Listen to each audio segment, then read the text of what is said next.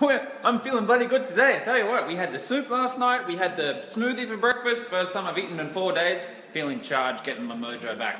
Something awesome prepared for next week. Amy and I have been talking about this for a little bit now. We're going to do her and I both are going to attempt to do one video per day, every day of the week. A video a day, every day next week. I am going to elect to do one video a day on the 7 areas of life, on the 7 different areas of life. I got distracted before. Hey, the fucking police are here, babe. What's going on here? Seen this? That's the Popo boat. Focus your mutt. I got distracted before. I was talking about the 7 videos that we're doing next week that I'm going to be doing, 7 areas of life. Here they are. 7 small content videos with tips, tricks, hacks, and wisdom in the 7 areas. Health, wealth, wisdom, relationships, business, leadership, and spirituality. It's going to be kick-ass. It's going to be free. You'd be wise to watch. You'd be wise to subscribe and watch. They're going to be on 2 platforms, on fucking YouTube and Facebook. Check. Oh, Jesus, I nearly fell off this bloody thing. I tell you what, they're dangerous when they're flat. We are working here today, Infinite Prosperity Headquarters, lots going on. We've got the JVH spreading the message for us. Check this out. Screenshot this, read this. This came in 1 hour ago from Damien. He's a student of ours. Just quit his job. Another one.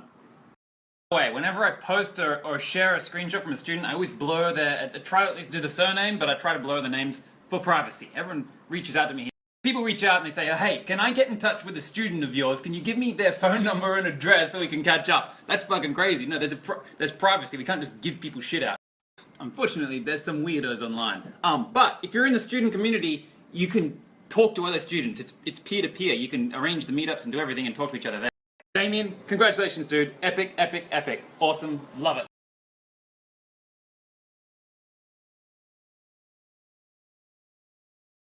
Another one. Another one. Another one.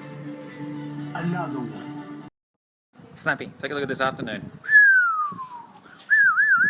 Check out our house right now. This is all fucked up. It's not really. We're doing a party here tomorrow. We got the chairs, we got the thing, we got the stuff, we got all the seating. The girls are here making a cake. And tonight I'm going out to dinner with a friend of mine, Tegan. It's going to be good to catch up.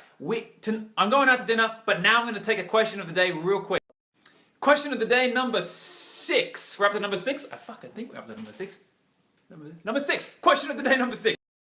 Lewis, where did you get the capital from? How did you start? How did you get the initial savings to start trading, investing, starting businesses, blah, blah, blah, blah, blah? Are you a trust fund baby?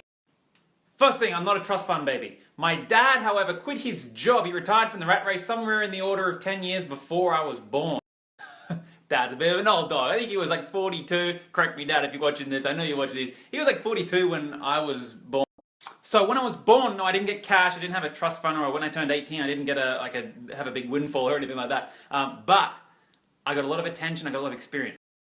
For the first 10 years or something of my life, Dad was trading full-time off a bloody pager. He dedicated a lot of time to trading. He was trading, investing in stocks and property. And what happens when your mind's young and you're a sponge and you soak up everything in your environment, you tend to pick up a thing or two, right? So I bought my first set of shares when I was 9. And I bought them through a broker called Comsec, which is a well-known Australian broker. He had Dad set up an account for me. It was in his name because I wasn't of age, and then I just traded it. And it was the smallest packet of TLS you could possibly buy. It was $500 worth of Telstra shares. And I got the 500 bones from Christmas and birthday money. Here's the thing. When people say they're having trouble generating cash, saving cash, making money, 99 times out of 100, after I do a very elementary level of investigation, I discover that they don't really want it that bad. Saving money, making money, and compounding money isn't a priority of theirs. It's not a high value. If it's not a value, if it's not a really, truly, deeply rooted value, you will never do it. When I was 6 or 7, and then up until today, as of today, I don't like presents. I don't like receiving presents for birthday and Christmas. Look, they're usually shit, and I hate the idea of having to act in front of someone like you're really impressed, or you know what I mean. And not just because I'm a snobby little shit. Even when I get a present that I really like the present and it blew my expectations away, I still feel like there's a level of I have to act bigger. Like I'm even more impressed than what I really am. Anyway, I said at a young age, I don't want any more presents. I don't need toys and gizmos and shit. Give me cash. If the auntie and the sisters and the siblings and the parents and the grandparents, I don't want your presents. Give me the cash. And then I get it and I give it to Dad. And over years and years and years of doing this, I accumulated a tidy little share portfolio. It was little, but I mean, by the time I was 18, it was 50, 60,000 Australian dollars. Best share trade in that period of time when I was in my teen years, best trade to date was IRD, Iron Road. I bought in at 14.5 cents and sold at 94. There was one particular day, my share portfolio, I was in grade 9, 2003, 2004 or so, my share portfolio went up $7,000 that day. While I was at school, I made $7,000. It was unrealized profit, to be fair. I didn't close out the positions or anything. I wasn't actively trading them. But 7K in a day, that was inspiring. So I saved and saved and saved and accumulated all my present money, and I just got cash, put it into the stock market, and then I grew my portfolio over time.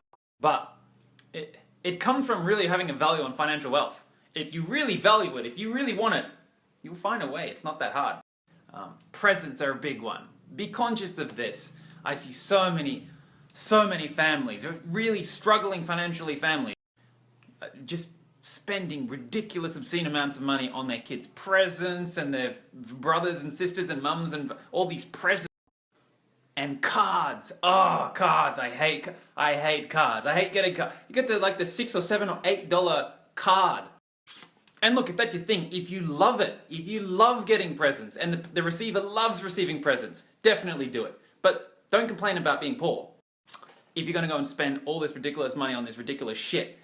For me, receiving presents, the best thing I can receive is a note, a handwritten, heartfelt note. It's more meaningful, it's better than anything that you could buy or go to, you know what I mean? You know, people say, oh, well, it's the thought that counts. Well, if it's the thought that counts, put a note together. Because there's no thought in begrudgingly going to the shopping centre and spending money that you don't have to go and live up to some tradition of birthday or Christmas present. It doesn't take much thought to live up to a tradition and subordinate to cultural traditions and standards. Ugh, that's one thing that's made a big difference in my life. If everyone does it without even talking about it or discussing it or questioning it, really stop and question it because it's probably bullshit. Disobey traditions, pay yourself first, get yourself financially independent, get out of the job at least, get yourself some freedom, get yourself some options, then you can do what you want.